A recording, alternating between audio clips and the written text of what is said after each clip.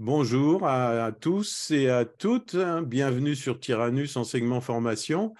Et nous allons commencer. Je demanderai que les micros soient coupés, sauf bien sûr notre intervenante, euh, Antoinette, qui va nous parler de deux lois importantes dans le leadership. La loi de la solide fondation, c'est-à-dire euh, elle va nous expliquer que la confiance est la fondation d'un responsable, hein. Ensuite, la loi du respect, c'est-à-dire les gens doivent suivre de manière naturelle. On suit un leader naturellement parce que le respect, ça se gagne. Voilà, pour nous, on pense que c'est pas une histoire d'autorité, d'écrasement, mais on mérite d'être suivi parce que on respecte les gens et les gens nous respectent. Voilà. Donc, à l'issue, je pense qu'Antoinette, peut-être est-ce qu'elle a préparé des questions ou vous aurez des questions à poser. Donc, on permettra à ceux qui sont avec nous sur Zoom de poser toutes les questions qu'ils souhaitent. Alors maintenant, je vais donner la parole à Antoinette pour l'enseignement. Très bien. Alors, bonsoir à tous et à toutes. C'est un thème qui me plaît énormément. La loi de la solide fondation et la loi du respect, je trouve pour moi, c'est la base. On parle d'une fondation. C'est quoi une fondation? Fondation, c'est ce qui ne se voit pas. C'est ce qui va permettre à la construction de tenir ferme contre toutes les tempêtes et d'être solide. Et pour moi, eh bien, la première la fondation, c'est la confiance. Pour moi, c'est la fondation du leader et c'est ce qui permet au leader de s'appuyer sur ça. Une fois que la confiance, elle est mise en place, eh bien, je veux dire que c'est peut-être un peu plus souple et plus fluide la relation qui peut naître de cette relation de confiance. Alors, le leader doit être une personne crédible. Avant d'être un meneur, on veut dire un influenceur, comme disait Fadel, on doit avoir confiance en lui ou en elle. Forcément, on ne peut pas demander à quelqu'un de marcher avec vous si cette personne ne vous fait pas confiance, parce qu'elle va vous dire, mais on va où? Et tu nous emmènes où? Donc, la confiance, c'est quelque chose qui se construit avant. Ce n'est pas son titre qui va faire qu'on aura confiance en lui ou en elle, mais c'est ce qui sera vrai et crédible devant les personnes. Donc, une personne, sans masque, sans manière, sans essayer d'impressionner, mais d'être vrai. Être crédible, c'est le contraire de la manipulation. Donc, pour satisfaire ses propres objectifs, son ministère, sa réussite, paraître bien aux yeux des autres. Moi, je suis capable moi, regardez, tout le monde me suit parce que moi, je suis important.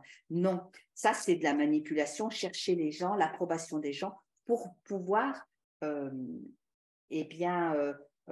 créer son propre ministère. Ça, c'est de la manipulation. Mais par contre, la crédibilité, c'est vraiment le contraire. On va voir tout ça. La confiance, elle se construit comment? Donc, bien sûr, par la relation, sans, j'ai envie de dire, sans. Il y a beaucoup plus de. Après, vous pourrez rajouter, bien sûr, plusieurs raisons, mais moi, j'en ai pris que quelques-unes parce que sinon, on y passerait des heures, hein. Donc, par la relation sans intérêt.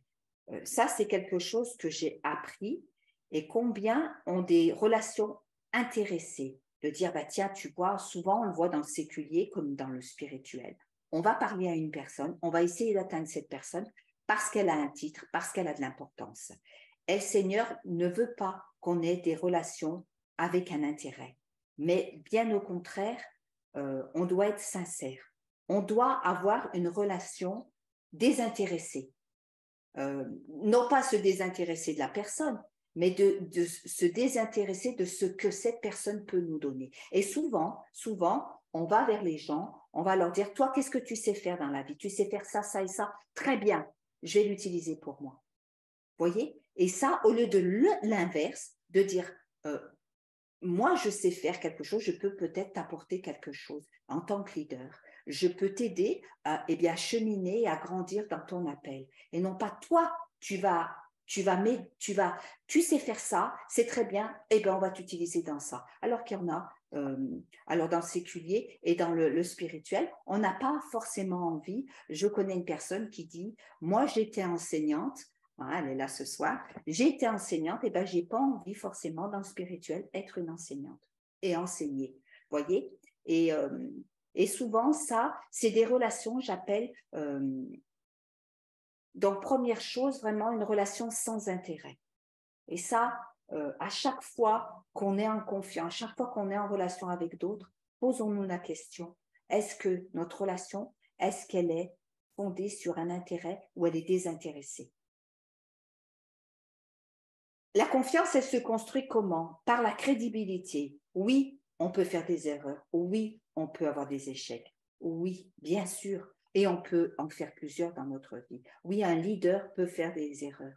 Mais le plus important, c'est que ce leader, il puisse reconnaître ses erreurs et qu'il puisse se remettre en question en demandant pardon à l'équipe. Il a entraîné l'équipe peut-être dans des travers, peut-être qu'il a fait des choses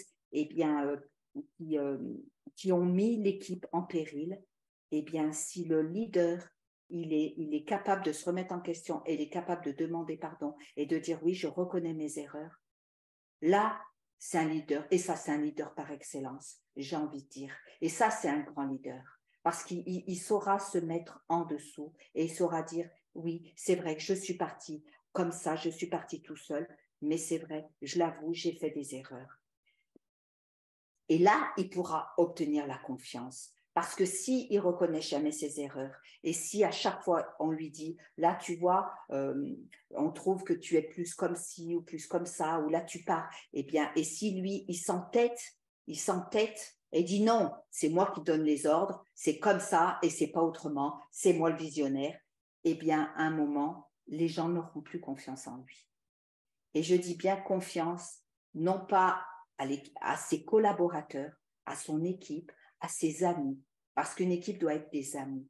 Une équipe ne doit pas être simplement, le leader ne doit pas dire ces personnes que j'ai avec moi, ce sont des personnes qui vont m'aider à construire ce que moi j'ai reçu. C'est des personnes, non, il faut en faire des amis, il faut avoir une relation désintéressée. La confiance, elle se construit comment encore? Par le caractère du leader. Alors ça, j'aime bien ce point parce que c'est quelque chose, je crois, qu'on n'arrive jamais au bout. C'est toujours à travailler et à travailler. Mais par l'aide du Saint-Esprit, heureusement par l'aide du Saint-Esprit, et par aussi une envie de vouloir changer. Parce que le Saint-Esprit, s'il nous dit, voilà, dans ce trait de caractère, tu as besoin, je te fais voir, on peut l'étouffer, le Saint-Esprit. On peut le mettre de côté, le Saint-Esprit, si ça ne nous plaît pas. On n'est pas obligé d'obéir. Sauf que, ça nous portera préjudice quand même. Alors, le caractère du leader. Les gens te suivront, non pas parce que tu as un titre ou une bonne idée ou parce que tu es extraordinaire, que tu es beau ou belle, mais parce que tu as un caractère qui donne envie qu'on te suive. On va prendre l'exemple de Samson. Donc, l'histoire de Samson, c'est dans le Juge 13, de 13.1 à 16, jusqu'au verset 31. On voit que Samson était un mauvais leader. Alors, Samson, il a une destinée divine. Il est né par une prophétie quand même. Les parents étaient stériles, ils ne pouvaient pas avoir. Il y a eu une prophétie comme quoi cet homme, il y aurait un enfant qui viendrait, il ne faut pas que le rasoir passe sur sa tête. Il y a eu plein de choses. Donc, Samson, il y avait une belle destinée. Vraiment, appelé du Seigneur, un destin extraordinaire de Dieu. Il fut juge pendant 20 ans. Il était instable. Ah oui, le problème de Samson, il avait la force, il avait les dons, il avait les capacités, il y avait un appel de Dieu sur sa vie. Depuis le ventre de sa mère, même bien avant qu'il soit conçu, il y a eu un appel sur sa vie. Mais il avait un problème de caractère. il était colérique, il réagissait par ses émotions et il était conduit par sa chair, et même sa chair et son âme. Il a détruit les plans de Dieu sur sa vie. Et pour le peuple d'Israël, parce qu'à l'époque, quand quelqu'un venait, ben c'était des alliances communautaires. Ce n'était pas une personne, mais c'était communautaire. À chaque fois, c'était pour sauver le peuple d'Israël. Et il a fait beaucoup, beaucoup d'erreurs. Et il ne s'est jamais repenti de ses erreurs. Alors lui, il avait été consacré à Dieu. Et il brisa son vœu de naziréen dès le ventre de sa mère. Voyez l'importance parfois. Il était doté de force afin de combattre contre les Philistins. Mais il était trop mené par ses convoitises. 3 fois, il a violé les lois de l'Éternel. Il a violé la loi. La première loi, déjà, il a épousé une Philistine. C'était interdit pour les Juifs d'épouser des Philistins parce que c'était les ennemis numéro 1 du peuple juif. Il a touché un mort. Alors, pour un vœu de naziréen, c'est interdit de toucher un mort quand il a pris le miel dans le ventre du lion mort et qu'il en a donné à ses parents. Il a cautionné ses parents avec. Et dans le passage dans Juge 14:10, il faisait des fêtes. Il devait certainement boire. C'est pas marqué, mais il faisait beaucoup de fêtes. Et pour un naziréen, c'était pas sa place. Donc, il n'était pas crédible aux yeux des autres et par son attitude. Certes, il avait la force. Certes, il était rusé, mais il n'était pas crédible par ce qu'il faisait. Personne ne pouvait avoir confiance en lui, même pas ses parents. Il était inconsistant dans son caractère, soupolé, ça veut dire un peu impulsif, coléreux. Et pourtant, un appel divin, une destinée tracée. Mais il a vraiment mal fini. L'important, c'est pas bien commencer, l'important, c'est de bien finir. Et il a mal fini, Samson, vraiment, il a mal fini. Et il était, je veux dire, par la force qu'il avait, il savait que la force, elle était avec lui. Donc, à chaque fois que les Philistins venaient l'attaquer, il était sûr de lui. Il était rempli d'orgueil, il était rempli d'assurance. L'assurance, il en faut, oui, mais attention, toujours dans l'humilité. Lui, il n'était pas dans l'humilité. Il avait une assurance orgueilleuse. Il disait, de toute façon, personne ne peut me faire du mal parce qu'avec la force que j'ai, moi, je peux tous les descendre. Et il s'est fait séduire par Delilah, on le sait. Et là, il a perdu sa force. Et lui, il croyait encore, quand les Philistins sont venus l'attaquer, il croyait encore qu'il était, moi, le Kékou, j'ai toute la force, je vais les combattre. Mais non, là, il avait perdu sa force. Voyez? Et tu peux avoir tous les dons, tu peux avoir tous les talents, tu peux être vraiment doté de force, de puissance, d'orgueil. L'orgueil guette quand tout va bien et quand ton ministère est propulsé, quand tu réussis dans tout, on garde. Ce n'est pas l'échec chez une personne, c'est la réussite qu'il faut gérer. C'est la réussite. Et lui, eh ben, on peut donc être doté de dons, de talents, mais au lieu de servir les autres, eh bien, c'est les autres qui nous servent. Ils sont à notre service parce que nous avons la force, nous avons les dons, nous avons les talents, nous on est plein d'orgueil. Voyez, ça, c'est des dangers. Ça, c'est pas même pas la peine. Vous gagnez pas la confiance. On ne gagne pas la confiance dans cette attitude-là, de se sentir orgueilleux et au-dessus des autres. Dieu ne se repent pas de son appel et ni de ses dons, mais tu peux perdre toute crédibilité par tes propres erreurs si tu ne demandes pas pardon, si tu ne t'humilies pas à ton équipe, si tu ne t'humilies pas aux gens qui te servent, si dans ton équipe, tu te sens toujours au-dessus des autres, que tu manques d'humilité, que tu écrases les autres. Là, tu ne seras pas crédible. Tu ne seras pas crédible parce que tu vas toujours... Samson, il n'était pas crédible. Même Delilah, elle s'est bien moquée de lui. Alors j'ai mis, si tu vois, et par ton caractère, car tu as beau avoir les dons et les talents, mais si ton caractère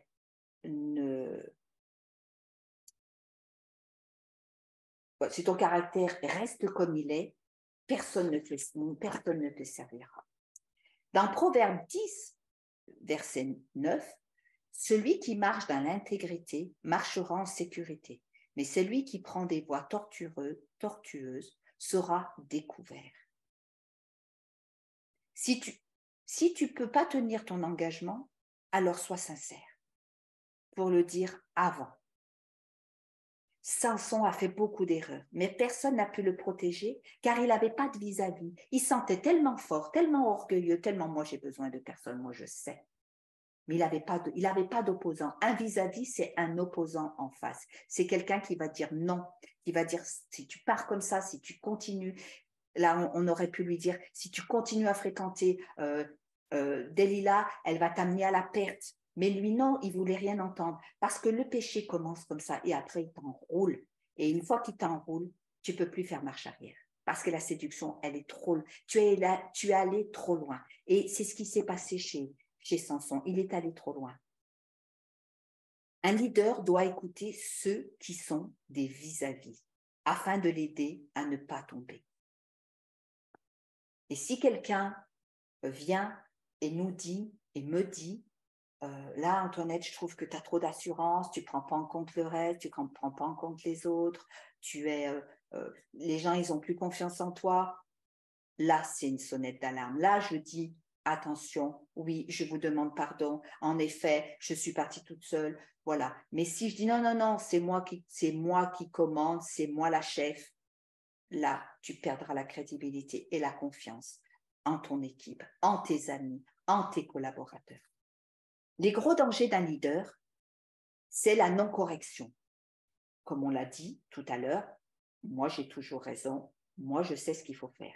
L'orgueil, la colère et vouloir la première place. Ça, c'est un gros danger. D'être vu, on m'a vu, c'est moi qui fais, c'est moi qui dis, c'est moi qui parle, c'est moi qui me mets en avant.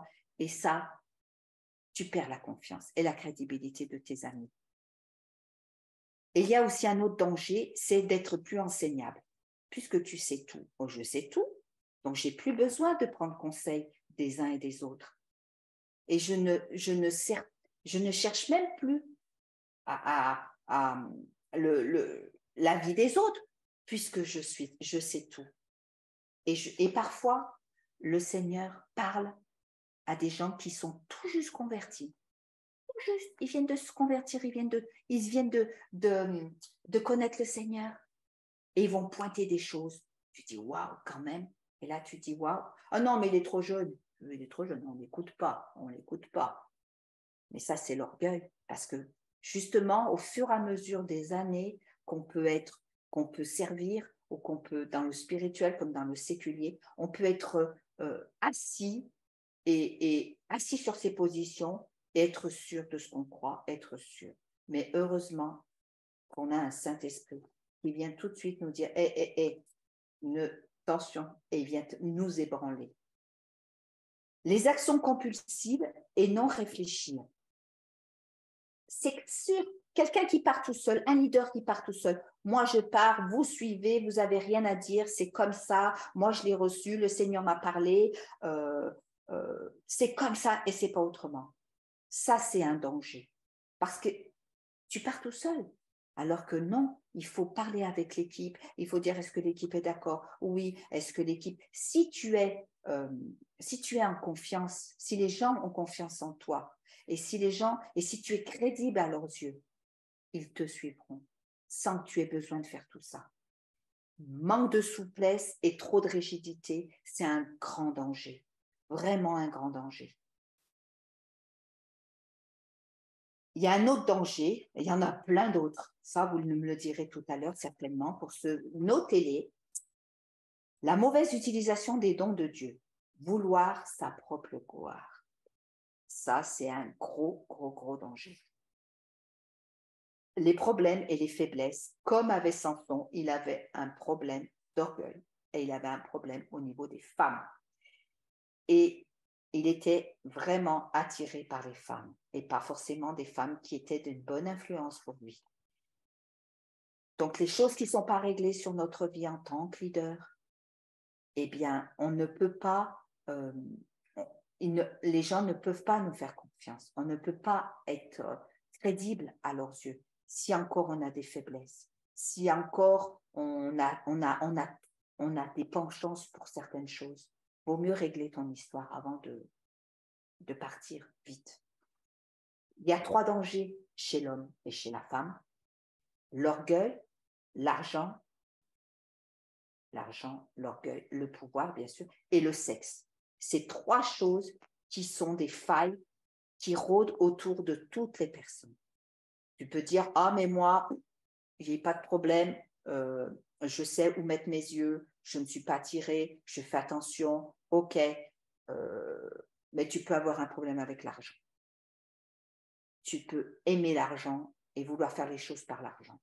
Tu dis non, l'argent, moi ça va, moi je donne tout, j'ai pas de problème avec l'argent, j'ai pas de problème avec le sexe opposé, j'ai pas de souci, mais par contre, j'aime être vue, j'aime avoir la première place, j'aime qu'on me suive, j'aime qu'on m'adule, j'aime qu'on m'appelle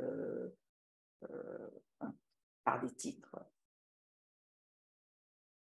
Je l'ai dit tout à l'heure, la réussite peut être un moyen de chute. Devenir indépendant, plus besoin de Dieu, plus besoin des autres, alors que la Bible, elle dit l'orgueil, elle ne dit pas l'orgueil, elle dit l'humilité précède la gloire. Attention, la gloire, ce n'est pas la gloire de l'homme, hein, c'est la gloire de Dieu. Ils sont souvent vaincus, aussi un autre danger, un autre problème, un autre gros danger. Le leader, il peut être souvent vaincu. Si les choses ne vont pas comme on a décidé, comme j'ai décidé, je peux dire c'est la faute des autres, j'écoute pas les conseils, non, moi je suis vaincue, je laisse tomber l'affaire, je veux plus rien faire, ça me concerne plus, c'est plus le moment. Alors que Dieu te dit non, continue en tant que leader, continue. Sauf que continue pas comme tu as commencé, mais continue avec ma voix et continue à c'est moi qui dirige, c'est moi qui t'instruis. Et c'est peut-être un moment ou un temps où Dieu va repositionner les choses. Dieu va t'emmener dans d'autres directions. Et c'est là qu'il faut être alerte. Pas accuser les autres. Non. Mais nous regarder dans le miroir, j'ai mis dans le miroir du Seigneur. Seigneur, pourquoi? Pourquoi je suis complètement découragée? Pourquoi? Qu'est-ce qu'il y a? Comment je dois faire? Comment je dois dire? Qu'est-ce qu'il faut faire? Comment je dois... Certainement que ma façon de faire ne va pas. Certainement que mon cœur ne va pas. Peut-être que mes motivations ne sont pas bonnes. Peut-être que je suis partie dans une direction parce que j'ai la crainte de l'homme. Peut-être parce que l'homme, il attend des résultats et on l'a vu. Combien de fois on a servi avec vouloir donner des résultats? Et là, tu te repositionnes. Tu sondes ton cœur. Seigneur, il sonde ton cœur devant Dieu. Et tu dis oui, Seigneur, je suis prêt. Là, je suis vaincu. Hein, on s'est vaincu. Là, on a reçu une flèche. Découragement. Mais Seigneur, vraiment, je veux avec toi te faire confiance. Parce que si je veux retrouver de la crédibilité et que les autres me fassent confiance, je dois me repositionner devant le Seigneur. Je ne dois pas partir et continuer à faire ce qui ne marche pas. Ça ne marche pas, mais on continue. Et bien sûr qu'il faut de la persévérance, mais parfois on a besoin, nous aussi, de se repositionner devant Dieu. La confiance se construit par le respect. Et bien sûr, l'intégrité passe par le respect. C'est des choses qui vont ensemble, ces 2 cours que j'ai mis ensemble, la confiance, l'intégrité, le respect. Si on respecte les autres, on nous respectera. N'attends pas qu'on te respecte pour respecter les autres. Ah, ça je dis non. Respecte et on te respectera. Mais si tu veux, moi, je suis le patron, on doit me respecter, c'est comme ça, c'est pas autrement. Respecte. Et tu verras, naturellement, on te respectera. C'est naturel, c'est des lois naturelles. Et si on se prend pour le patron, oui, en imposant nos idées, on sera abandonné, non pas crédible, mais abandonné par tous. Le respect, c'est quoi? C'est pas quoi plutôt? Ce n'est pas une position. On doit me respecter car je suis ministère interplanétaire. Comprenez, j'arrive, ta Bible sous le bras. Ou alors dans un chef d'entreprise avec Fafa, tu arrives, écoutez-moi tous, moi, je sais, je sors, j'ai un bac+8, moi, je sais ce que je dis. Non, le respect, c'est pas ça. Le respect n'est pas un titre non plus. On me doit les honneurs parce que je suis le fils du plus grand maître de cérémonie. Non plus, non plus, non plus. Le respect se gagne en respectant les autres, en étant correct avec les autres. J'ai mis un mot, je n'ai pas compris le mot, alors je le dis.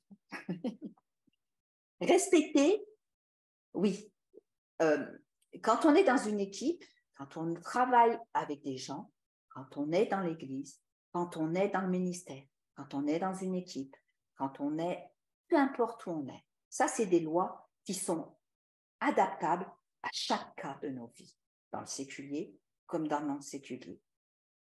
Respecter qui ils sont, respecter les personnes avec qui tu bosses, tes amis, tes collaborateurs, les personnes qui sont auprès de toi, respecter qui ils sont, non pas les changer, vouloir les changer, de dire, lui, ça va pas, comme il fonctionne, ça va pas comment il est, il faut le changer. Non, respecter comme il est, respecter comme ils sont, leur fonctionnement, leur famille, les respecter. Et petit à petit, les choses changeront. Respecter qui ils sont, respecter ce qu'ils font, les missions, les directions, et bien parfois, oui, ils vont partir dans des choses que toi, tu ne vas pas comprendre, mais il faut respecter.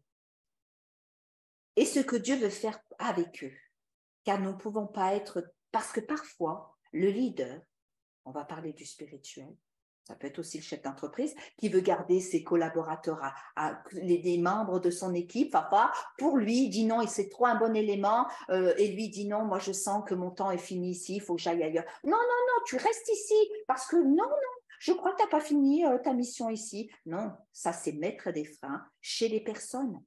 Et avec le Seigneur, c'est exactement pareil. Est-ce que Dieu veut faire avec eux? Mais nous, on peut être des freins et on peut dire non.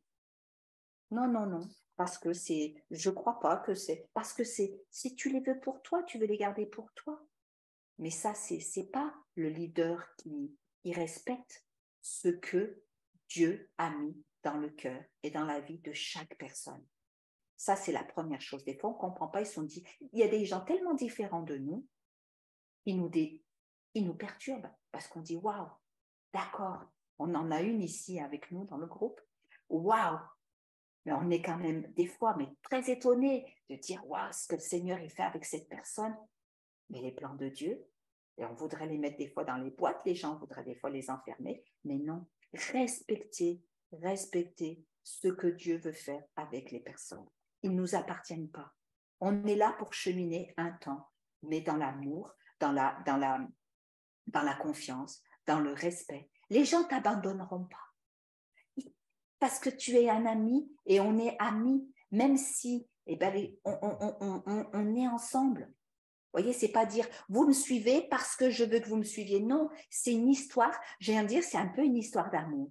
C'est une collaboration d'amour. C'est naturel parce qu'ils ont gagné ta confiance, tu es crédible à leurs yeux, tu les respectes et ils te respectent.